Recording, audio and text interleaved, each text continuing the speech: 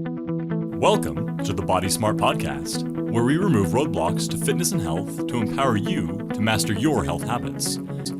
We help you become Body Smart.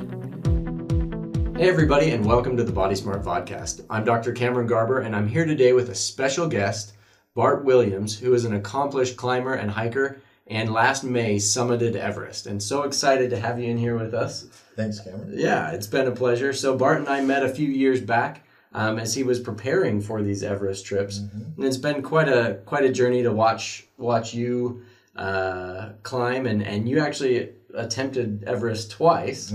Once was kind of interrupted by a natural disaster. Right. So not your fault that you didn't make it. Kind of wasn't your choice. Nope. And then the second time around, though, success. And so pretty awesome. Yeah. And so tell us a little bit about how you came to making this goal to climb Everest. Well, it had always been something in the back of my mind. You know, I didn't talk about it. A lot of times it was subconscious. You know, I just knew that if there was ever some kind of opportunity that came up, I would like to look into taking advantage of it. Yeah. And one day, my wife Judy was hiking on Malins, and on her way down, she ran into a person who turned out to be Dr. Ellen Gallant, a heart specialist over at McKay-D at the time. Yeah. And she was carrying this great big pack, and Judy, you know, just was, you know, what are you doing here? You know, and that's anyway, big for Malin. Yeah. Long story short, she was training for her dream of climbing Everest. Oh wow. And Judy told me this story, and I thought, you know, here's somebody in Ogden, Utah, you know, that has a dream, and they're going after it. Yeah. You know, and that's awesome. And they want to try to make it happen. And I thought, you know, I've always dreamed of doing that. You know, why can't I make my dream happen? You know, what's so different about me? You know, that she can do. You know, she can at least attempt a dream, and I just don't want to be the one that thinks about it. Right. You know? Absolutely. Yeah. Absolutely. So that's kind of when I really started thinking I can do this. Yeah. Awesome. So you've climbed some other notable peaks, right, throughout the world. You just recently got back from a Swiss Alps trip. Yeah. So kind of fun. What are some of the other main peaks? Well, it's always kind of been a little hobby of ours, and so you know, Kilimanjaro in Africa back in, I think it was 2006 or 5, and then some notable peaks in Europe, Mont Blanc. One of the easier routes up the Eiger, not the face, the Matterhorn, and then, you know, various peaks around the States like Mount Whitney and the Grand Teton, and we've got some pretty close that are impressive peaks.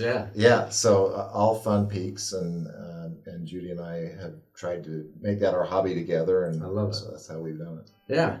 So you mentioned, we talked about how you've climbed multiple peaks and had, you know, multiple impressive summits. What has allowed you to stay fit enough to continue to do that, to hike multiple peaks and to be able to, you know, seemingly be ready at the drop of a hat to go and do that? Well, you know, I just have a hard time starting my day without some sort of exercise. Awesome. And for a lot of years, I was a runner, and it was really easy to get out the door, you know, or you just put on the sneakers and go. Yeah. You know, but I began to develop what I thought was plantar fasciitis, which is where you came into the picture. And I, along about the same time, I started having, you know, this dream of Everest, you know, starting to come into fruition. I started having more problems with my fasciitis, and I started worrying that might, you know, get in the way. So that's, I guess we're, you know, that's a bit of a diversion from the question, but I've just always felt better If I got up early and did something, whether it was a run, a hike, the gym work, stair stepper even, I just needed to do something. Right. So a lot of cross training, it sounds like, though, training for multiple types of exercise and events, so that it's not all just running, but keeping fit. Because I think that's a big key to it, is leading just an active lifestyle, always moving, always doing, and then you're ready to do whatever that may be. You know? Right. That's something, going out and playing basketball with friends even, when you stay fit, it's no big deal. Yeah. And so I love that. And so by staying fit, it's allowed you to do all those fun hikes. But what about training for Everest? Was that a huge leap then? Because I know that takes quite a bit of specific training, but was that as big a leap as maybe it is for some people when that's a goal? It was a leap. There certainly were many things that I had to address in my training, for sure. That I wasn't doing. I think the fact that I was a bit older, I accomplished Everest last year when I was 62. Wow. Or no, when I was 61, excuse me. I'm now 62. Okay. And I knew, because of my plantar fasciitis problem, that I couldn't just go from 1 to 10 without hitting everything in between. Right. So I had to take it, slow and sure, and so I just ramped up to where I needed to be by the time we got to base camp. That's awesome. And so what a cool thing to be able to do, to be physically able to do that, to ramp up and to have that within your wheelhouse of goals. What a neat thing. So tell me a little bit more about that goal and how you prepared for the goal. What did you do to kind of stepwise get ready for that goal? Well, weekends were always about the real thing, pack on the back and up a mountain somewhere. And those training hikes and climbs got longer and longer and longer, but during the week when I'm still working, not retired.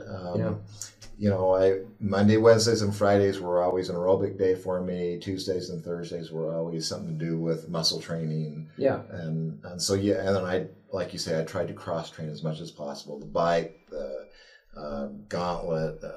I even would go take grandkids down to the climbing walls, once a week. Yeah. And that just works every part of the body. It does, climbing really does. And there was probably some climbing that you had to do, maybe not quite like rock climbing, but that would translate to some of Everest. Yeah. I mean, some of the areas towards the top, like the Hillary Step, they require some climbing skills. Now, interestingly enough, the Hillary Step, because of the earthquake, is no longer there. Oh, wow. So it's kind of flattened out. It's still very steep, but it doesn't require a rock climb, at least right now. There's enough snow there that it's just like a bridge across it. Well, so that's not too bad. I didn't actually have to rock climb after all, but there were some places lower down where we had to go across some almost cliffy type areas. They weren't more than a rope length, if even that, but you still had to be able to make some moves. Yeah, absolutely. And so the cross training definitely helps. I think just in general, not doing the exact same thing every day for your fitness is helpful. I like that you mentioned that you kind of did it in a stepwise progression, that you didn't just go out and go from 0 to 100 all of a sudden. And by doing so, I think that allows your body to adapt. And so you get fewer injuries. Plantar fasciitis is a common one that people get from going from 0 to 100, right? But so tell us a little bit about how you got that injury, kind of the plantar fasciitis injury. I think I caught on, I got excited about the craze of, what do you call it, where you run flat, without a heel to your shoe. Oh, yeah, like not to call out ultra, but the zero drop shoe. Right. I run in ultras, so and I still love the concept and would love to be able to do it. But I think that was a case where I went from 0 to 10. Right. And I they say you have to do that very slowly. Very slowly. Right. And I'm not exactly sure that that's what contributed to it, but if I had to try to pinpoint a time when it started getting worse, it was about then. Right. And that's when I got a little bit worried about it. Sure. Well, and I think that corresponding, a change in shoe corresponding with an increase in activity was probably, and we've talked about that before, that's probably what was just the perfect storm of a lot of training miles and heavy packs and things like that. So as I recall, you were trying to jump over a creek at one point, and it kind of really, that's when it really flared up, and you were like, okay, I got to do something about that. And that was actually just after I returned from the trip. Oh, that's right. The earthquake. That's right.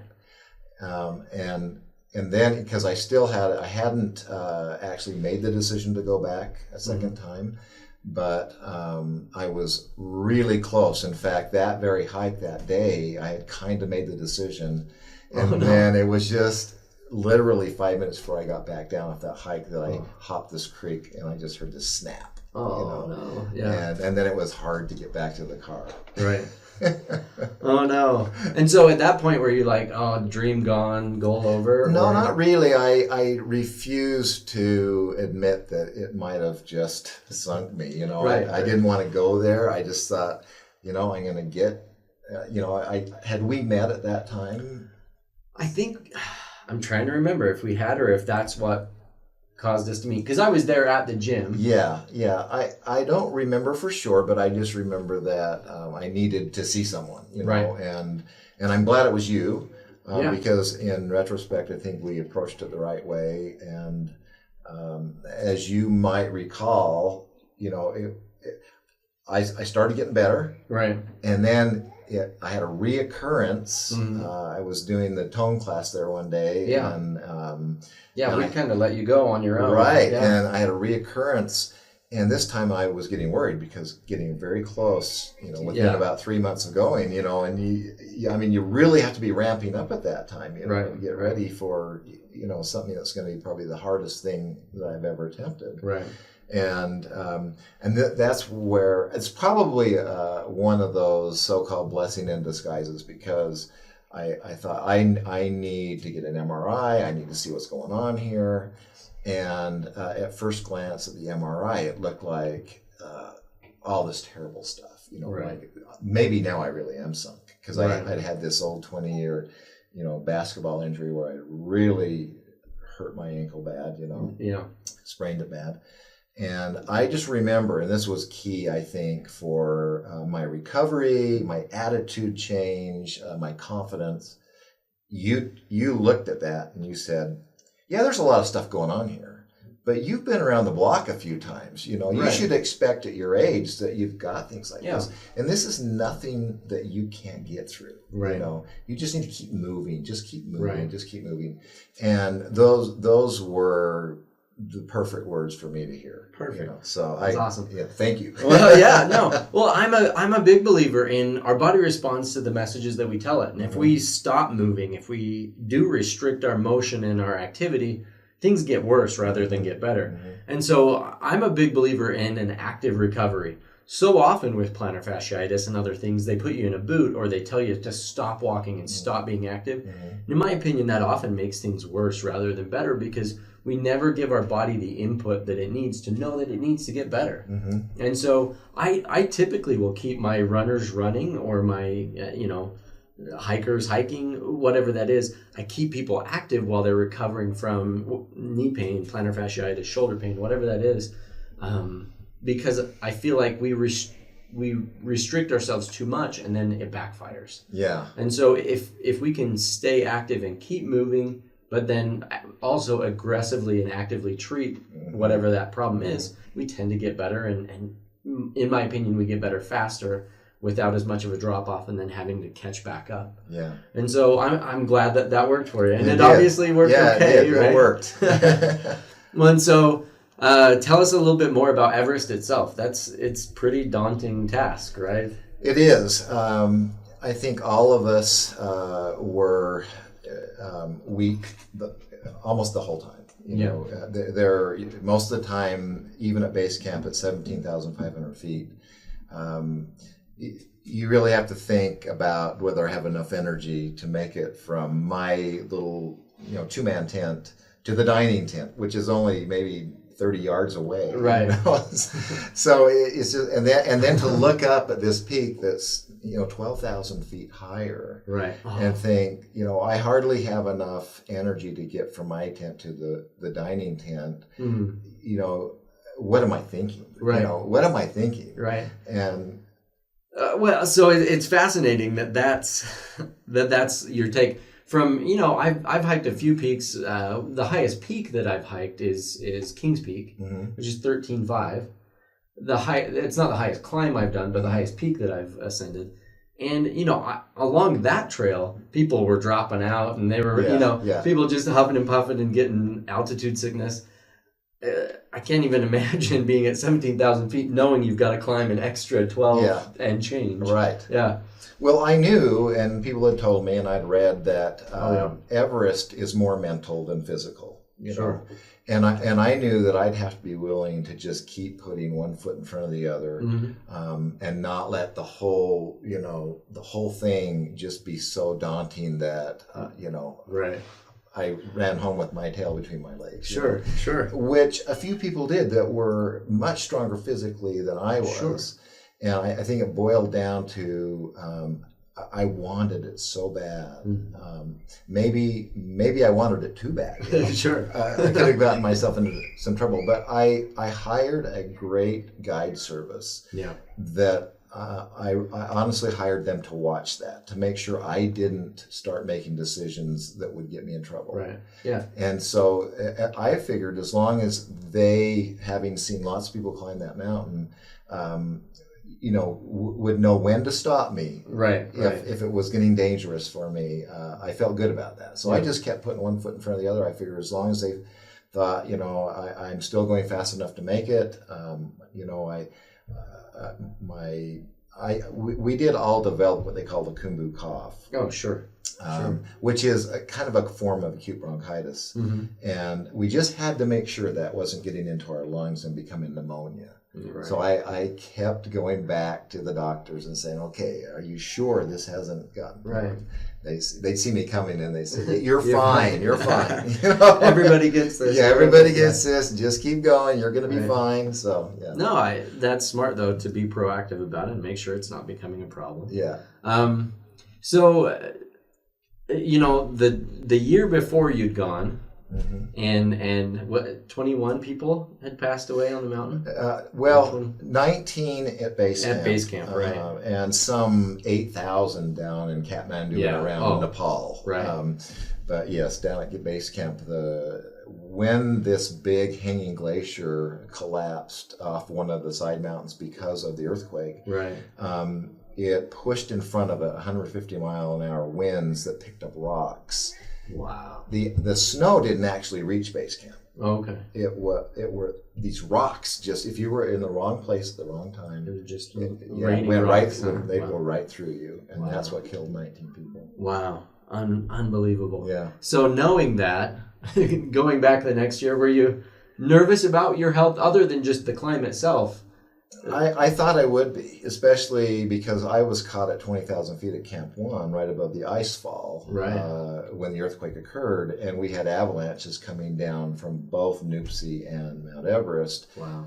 4 or 5 of them that were looking like they were going to reach us. And so we thought really that probably we were we were done. You were done for, huh? And so I thought that when I went back the next year, that maybe I'd have a hard time sleeping at Camp 1 again. Right. Yeah, just that mental picture. But as it turned out, I must have somehow been able to put that deep enough back there that I didn't let it bother me. I just thought, I've got this goal. I've got to focus. It's not going to happen if I start thinking about all these things that could go wrong again. Well, so that's amazing. Your dedication and kind of being able to lock onto that goal. What a neat thing. What, I guess, are some tips for those that are trying to accomplish health and fitness goals? What would you say is kind of the things that helped you to accomplish such a major goal in your life? Well, I think just being able to say, let's do this one step at a time. I'm not going to try to make it happen all at once, and then believing that it's possible. Seeing the goal, and believing that I could do it.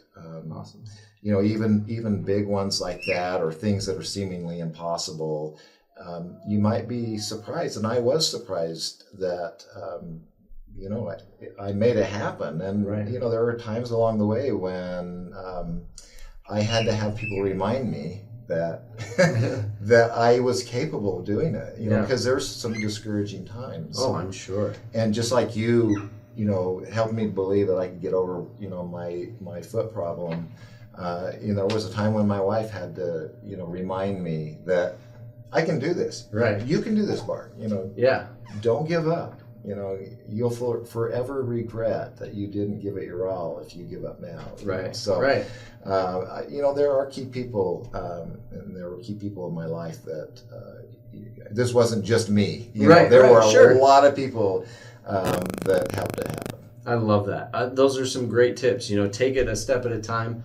I think that having that community around you is really important, that you gather people around you that help support your goals rather than kind of tear you down from your goals. Because I'm sure there's a lot of people going, what are you thinking? Especially that Everest movie came out about the same time. That's right. I'm sure there was a lot of people going, what are you thinking? Yeah, right? Yeah, people like my mother were saying, no, please don't. Did she go watch the movie? Yeah, she watched the movie. She said she wasn't going to, but she did. And I think she regretted it. Yeah, I'm sure.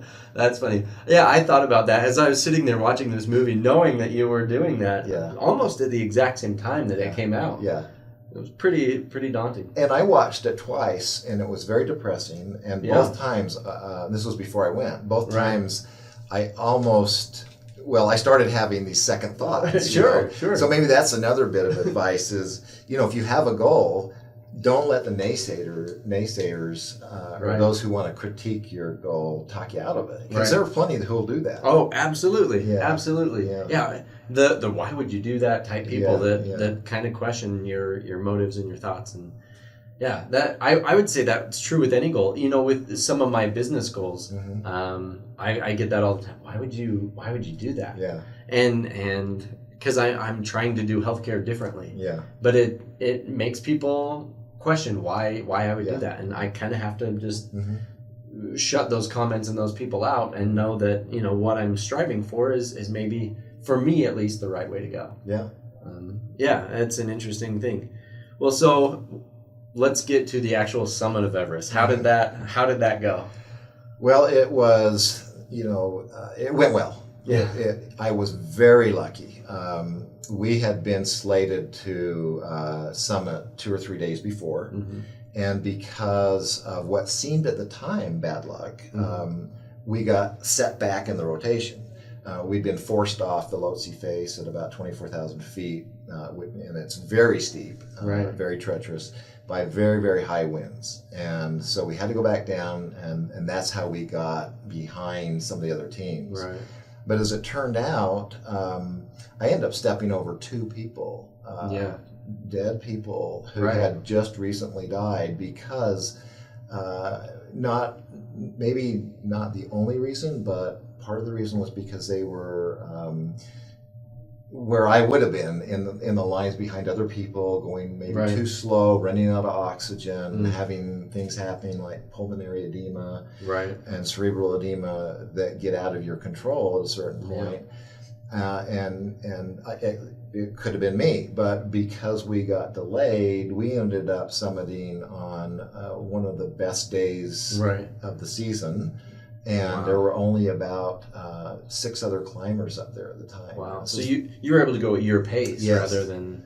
And it's rare that, you know, these days, unfortunately, Everest can get quite crowded on the few good days in May that you can actually go up there. Sure. And so we were very lucky. And I just remember when I got to the South Summit and I could finally see that my goal was in reach, and that I would most likely get there.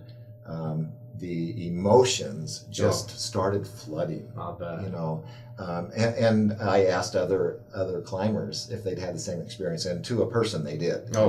Just literally crying. You know, for the 45 to an hour and a half that it took to get from the South Summit to the summit. Yeah.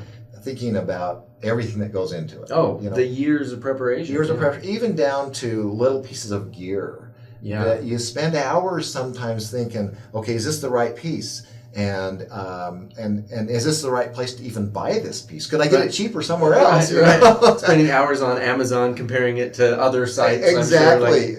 Yeah. And just to think of all these things that have gone into this, and even the dream going back for years and years and years. Now it's within grasp, and it was overwhelming, really. The feelings, the emotions, and then the vista you get from the top of the world. Literally the top of the world. Yeah. And then for a few moments on the top, when I could stick my head, I didn't actually stand on the very highest part, but I stood this, if you consider this the highest part, and where I'm at right now, standing, and just putting this from about here on up was then higher than any place on earth. Yeah. And realizing that there's some 7 billion people who, you may be the odd airplane that's flying somewhere, but that are below me. I just thought for a few seconds I was the highest. Right. And that was kind of an interesting feeling. Well, that's high even for airplanes. Right. And I let out a big Tarzan yell, I just thought, this, I can't believe this is happening. Yeah. Oh, it's got to be such a surreal moment. Mm-hmm. Exhaustingly surreal. I'm sure you're pretty.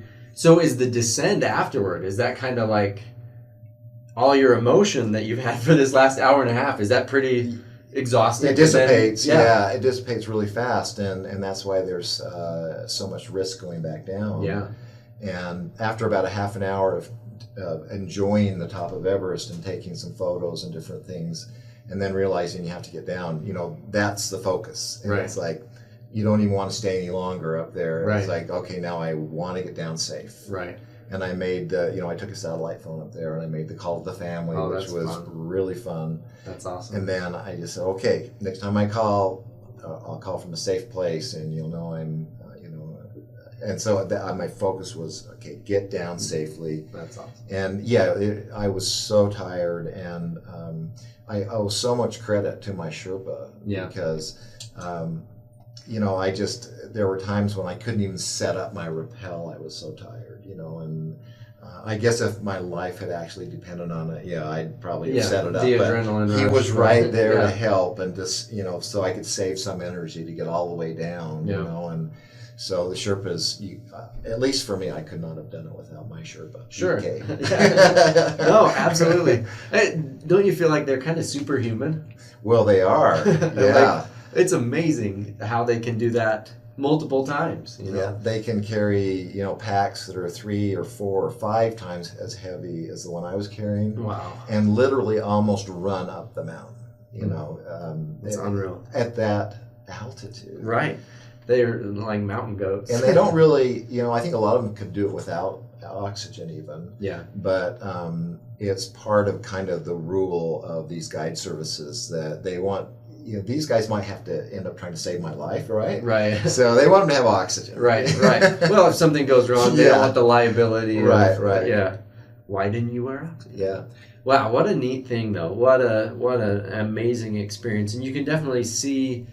Yeah, I can see it in your eyes as you talk about it. The I guess not longing for, but the healthy respect you have for the mountain, but also the just sheer amazement of that experience. It must have been just awe-inspiring. It was, and I feel so lucky because there were many people who were much stronger than I, but that just for whatever reasons, just bad luck.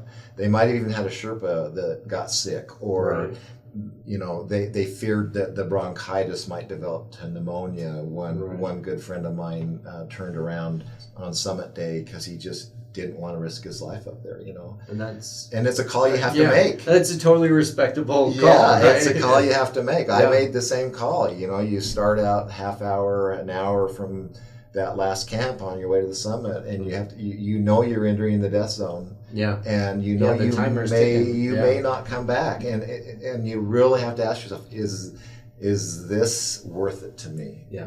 Is that summit really worth the fact that I'm entering the death zone, and for the next 12 hours I am subject more than probably I'll ever be to succumbing to it, and And it's an interesting dilemma, you know. Sure. At the same time, you're thinking about all your loved ones at home and all the things that could go wrong, and right.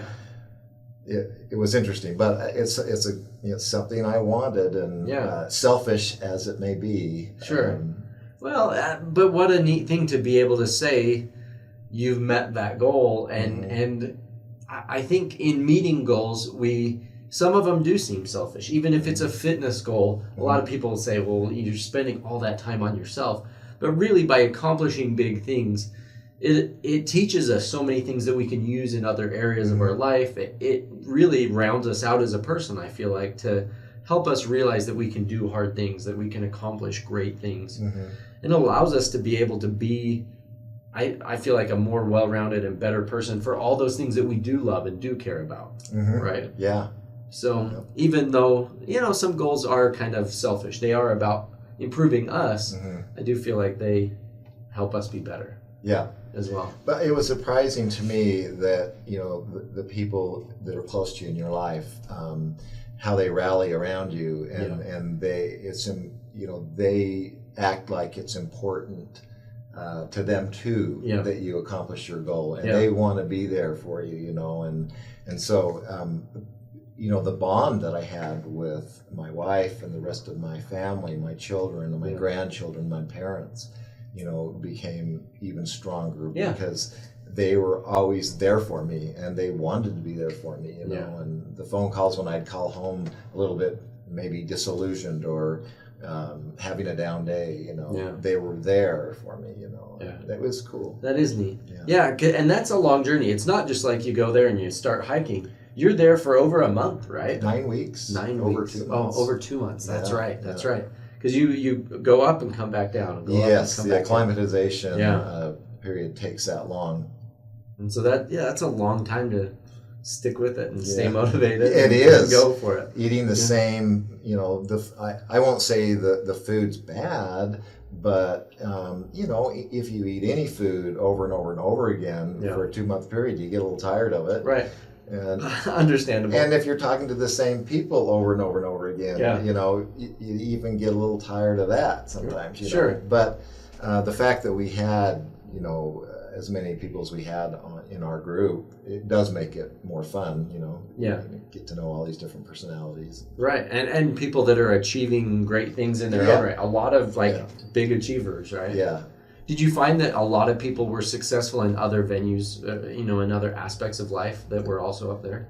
Well, I don't know about their personal lives, but because Everest is kind of an expensive endeavor, that's true. You know that somehow professionally they've probably been able to have some achievements there. Yeah. Although there was a woman that was about 33 years old who didn't have a lot of money, and she'd just been working hard all her life to. That was just her goal. That was her goal, wow. And she was asking people who wanted to support her to chip in and help her out. And that's awesome. So I guess you can go about it about any way you'd like to if you want it bad enough. Yeah, and I would say that's true of any goal. Yeah.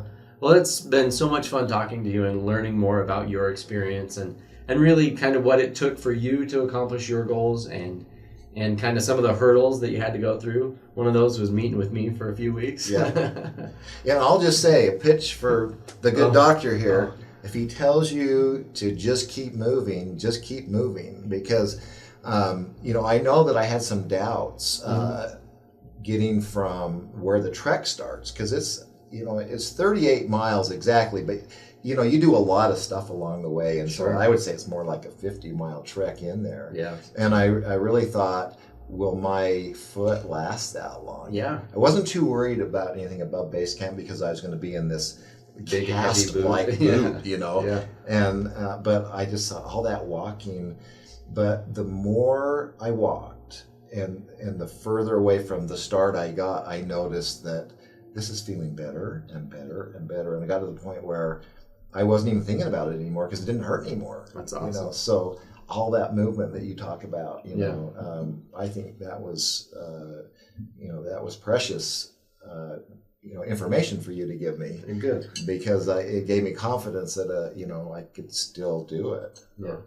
The possibilities were there. Yeah. Well, I'm so glad that you were able to have a successful summit, that you were safe, that everything went well. I remember that day when the news reported that those 2 people did go down on Everest. I sent you an email right away, like, oh no, is everything okay? Yeah. Like, I was hoping beyond all hope that wasn't you or your party or whatever. But I'm so glad you made it successful, and what an amazing experience. It's kind of fun to kind of live that through you and see your journey, and what a neat thing. And so thank you. Yeah, Bart Williams, he's an Ogden native, or actually Ogden kind resident of at least. I'm Ogden resident since 1980, Okay. but that's a long time. I've raised all my children here, and they're still close. Yeah, awesome. Well, so it's been such a pleasure to have you here today, and also just to get to meet you and know you for the past couple of years. Thank you. Thanks for joining on the Body Smart Vodcast. If you've got any questions for myself or Bart, feel free to drop them down below. We'll send some links to how you can see the picture of Bart from the top of Everest that he gave to me. So what an awesome thing that was too. So thanks again for joining us, and we'll see you next time. Thanks for listening to the Body Smart Podcast. Join us in the Body Smart community on Facebook to share your successes or ask a question for our next episode. Now get out there and take the next step toward living your active lifestyle.